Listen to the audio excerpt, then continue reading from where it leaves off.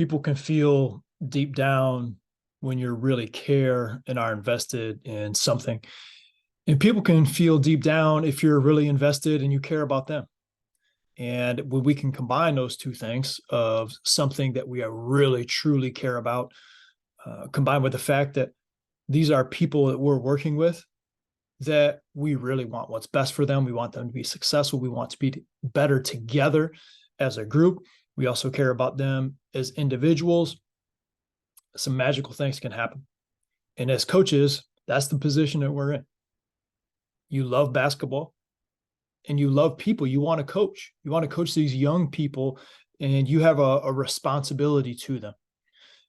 We have a responsibility as coaches to love, to nurture, to encourage, to motivate, to model discipline, to model the behaviors that we want to see in them, not just in sport, not just on the court, but off the court, as positive contributing members of society long-term down the road, right? These young kids, they're going to be moms, they're going to be dads, they're going to be business owners, they're going to be teachers.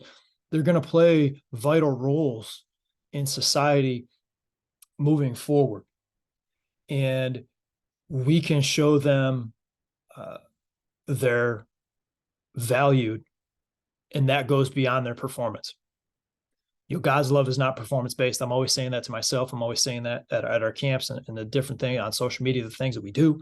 God's love is not performance-based. And I'm always trying to preach that because we live in such a result-driven society. And boy, it's a beautiful and a freeing feeling when we disconnect ourselves from the result and we connect ourselves to the process of continuing to grow, continuing to get better, continuing to make a positive impact in the lives of others. As coaches, that's your number one calling. It's not your win-loss record. It's the impact that you're making.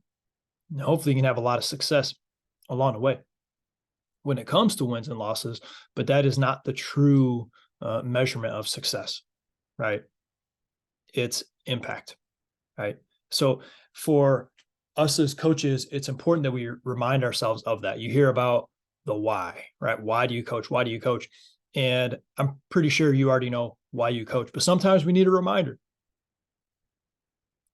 It's October. We're scheduling. You're getting ready for a very busy point in the season. You're probably going to be in a position where you have to make cuts. You might still be hiring different people. There's different parents. There's scheduling. There's all these different things that come into play. There may be some difficult challenges that you know about or that you don't know about that are going to be, thrust upon you based on your position as a basketball coach.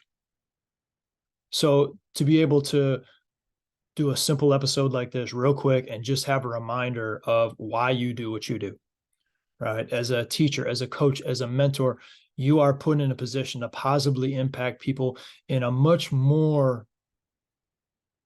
prominent way than I think a teacher.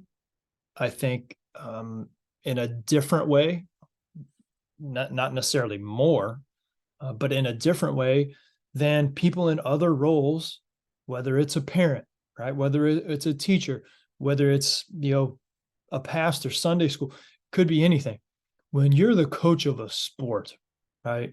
A team sport, especially, where you're combining individuals into a group, trying to get the most out of them as an individual that complements the group so we can have be the best we can be as a team, while still trying to speak to those kids on an individual basis, speak life into those kids, right? So they can continue to grow and develop as people beyond the game of basketball. It's important to remind ourselves of the responsibility and why we got into coaching in the first place.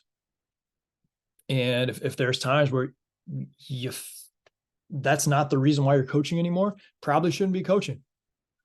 You probably shouldn't be coaching.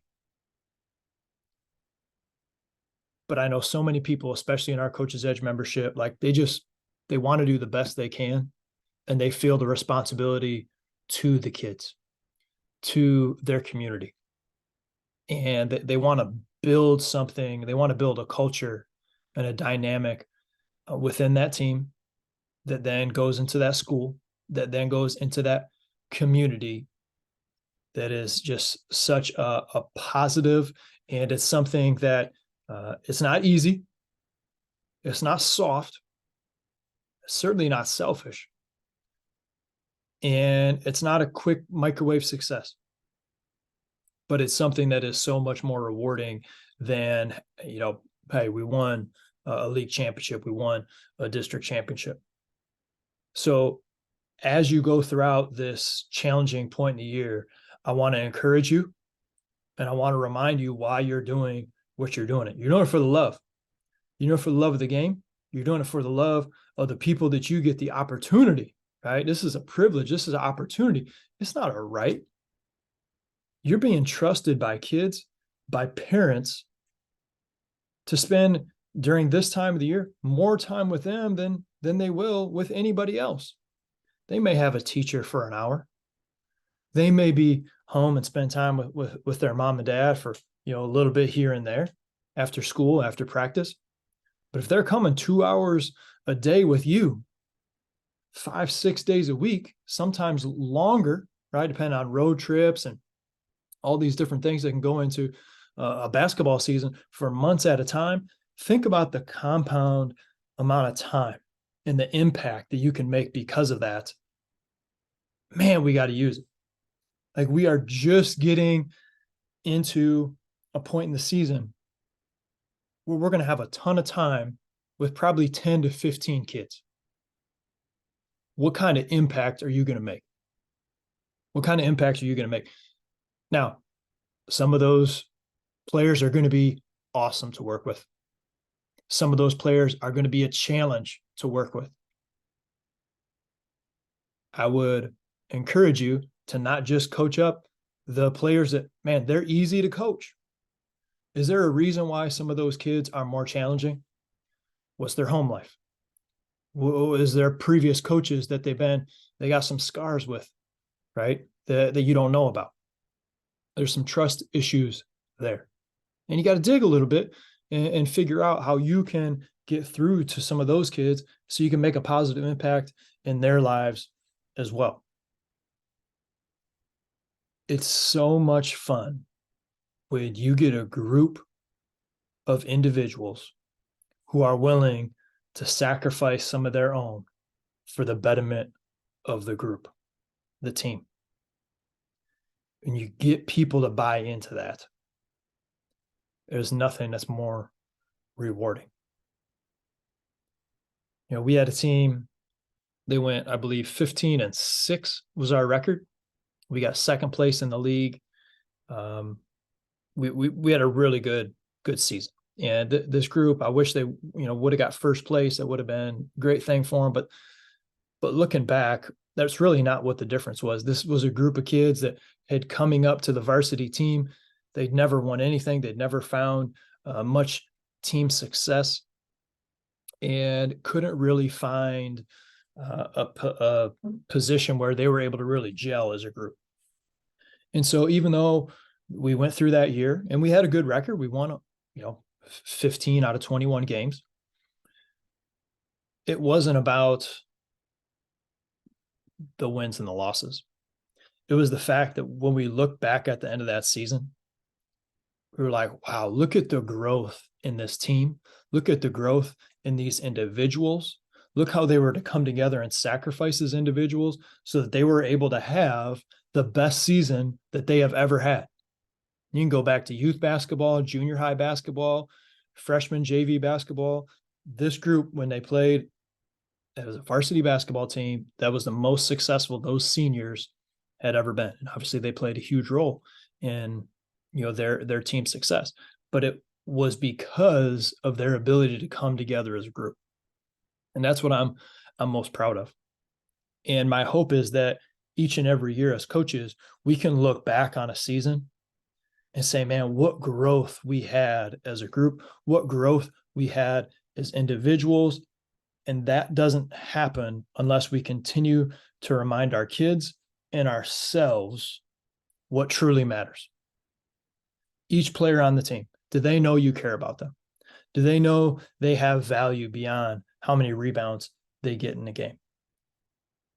Do they understand that, every time that somebody makes a mistake, hey, this isn't boom, you're out. This is, hey, what can we take away from these mistakes and continue to learn so that we can do better the next time? We want them to lose the fear aspect of making mistakes so that we can then gain everything there is beyond that to be the best that we can be, right? Because a lot of times we'll fear losing, we'll fear missing a shot, we'll fear turning the basketball over, we'll fear losing some type of exterior gratification, as far as like, hey man, maybe I'm averaging 15 a game as a junior, but going into my senior year, that's not going to be my role anymore. Maybe I got to cut it back to 10 points a game. That'd be better for the team. Are we willing as a group to get to the point where people can sacrifice for the betterment? There's fear involved there. And for us as coaches to be able to get the most out of our group, we have to look at those fears that different individuals may have to realize they're a real thing. These aren't imaginary things, but be able to look at them, accept them for what they are, say, hey, that's okay. But beyond this is actually something really good. And we're going to get the most out of ourselves if we actually look at it, recognize it for what it is. You know what? It's not the fact that, I don't want to go from averaging 15 to 10 and having more team success and having more fun. What I'm actually fearful is people saying, hey, I'm not as good as I was last year. People saying, hey, what happened to you last year? You were scoring more points, right? You're not scoring as many points. That's where the fear is, right? It's what other people think. Well, now if we can address that with different individuals on our team and start to be like, oh, should that really matter? Should that really matter? No. What really matters, boy, it's the group of 10, 15 of us here as a team being the best that we can be. That's what really matters. Oh, okay. Right. And continue to remind ourselves of those different things. So as I finish out this podcast, we have a responsibility to our players to encourage them, to bring hope to them, to inspire them, to model what we want to see, to be able to give them responsibility, accountability, but also have enough patience with them, because we know none of us are perfect. As coaches, we're not perfect, and we're all growing in this together, right? If we can do that, I think you're going to have a very effective season, a very successful season, regardless of how many games you win. Last thing as we finish this out, get your calendars out, put these 3 dates on your calendar for October. October 22nd, we're having a panel discussion on winning. Our speakers are Doreen Ingalls. I think she's won 5 state championships coaching girls basketball. She's coached Miss Basketball. I think she's coached All-American. Like, she's one of the best coaches, if not the best girls basketball coach in the state of Michigan. She's going to be one of our speakers on the topic winning. We have Brian Morehouse, Hope College men's basketball. He has been a 2-time national champion, multi-time national coach of the year. He's going to be one of our speakers on the topic of winning. And then we have Jeremy Schiller of IMG Academy down in Florida, their boys team. He's going to be speaking on the topic of winning. So that's October 22nd at 8 p.m. Eastern Standard Time. You want to get in on any of these meetings, hit me up, contact@currentbasketball.com. I'll send you this is open to the public. Anybody can come. You can ask questions to our panel. It's going to be awesome. October 25th, Chuck Arnold, who's not only a high school basketball coach, but he's a FIBA 3-on-3 master teacher. He travels around the world in the offseason and works with different countries as they get into some of their national tournaments and helps them with as far as their strategy and how they can do 3-on-3 and perform at a higher level during some of these national tournaments. He's going to be a speaker. We got Josh Rayburn, who's the varsity boys coach at Ithaca, and he's going to talk about how he's implemented 3-on-3 in the fall as part of a basketball program for junior high and high school athletes, and how he's seen some great things and how he continues to make some tweaks with his 3-on-3 program in the fall. And then I'm also there. I'm going to talk about some of our youth basketball 3-on-3 league that we run in the winter. So we're getting it from 3-on-3 from the pro level, from the middle school and junior high level, and then from the youth basketball level. So it's going to be an awesome opportunity to learn about how 3-on-3 can help develop and improve your program. And then on October 30th, we're talking about leadership. We're talking about leadership with Jeff Mezzatesta, Carvers Bay varsity boys basketball down in South Carolina. He's the man. They always have one of the top teams in 1A or 2A in South Carolina. We have Anthony Troshak, Coach's Edge contributor, Charlevoix boys basketball, high level. Both these coaches, by the way, I think they have their masters in leadership. And I think Coach Mez is like in coaching leadership. That's what their master's degree is. So not only do they model it, but this is something that they're so passionate about. They've actually studied it and gotten degrees in it. And they're obviously applying it to the basketball teams that they coach. And then our other speaker on our panel that day is a principal. And he's a former college athlete. He's somebody that I get to stay with and talk with throughout the course of the summertime when I'm traveling for my camps, and that's Troy Slatman in Northwest Ohio, Napoleon, Ohio. And he does an awesome job, just the person that he is, the mentor that he's been to me. And so this is a really cool opportunity for me to get to share with you guys some of the people that I get to chat with and some of the people that I just have so much respect for and I've been able to learn from, and to be able to have them on these panels where coaches from around the world can come in, join these Zooms, ask them questions, hear them talk about winning, leadership. 3-on-3 application is going to be as high level stuff, I think, as we've ever done with Coach's Edge. And so if you want to attend any of these meetings, hit me up. It's contact@kramerbasketball.com. If you want a taste of this, and if you like what we're doing here, jump in and join our membership, coachesedge.coach.